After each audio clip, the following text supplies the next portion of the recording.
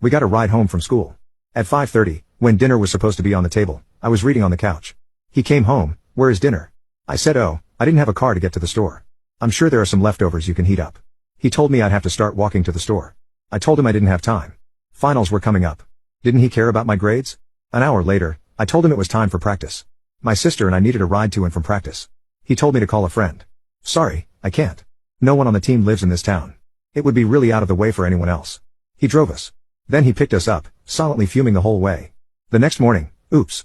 We missed the bus again. I had to wake him up again, plus he had no orange juice in the morning, on account of no one going to the store. Once again, no dinner on the table. He had to drive me to the store when he got home. Once again, we needed a ride to practice. I informed him that the meet that weekend was an hour away and we had to be there at 9. That was enough for him.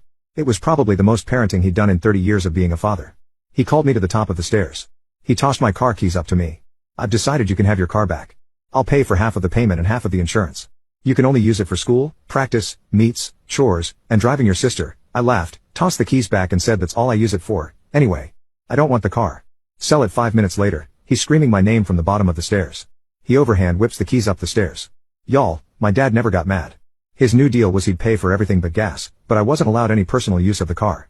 I said, "So, I have to pay to do chores and I get no benefit from it?" "No, thank you," and I tossed the keys back down the stairs. Half an hour later, he demanded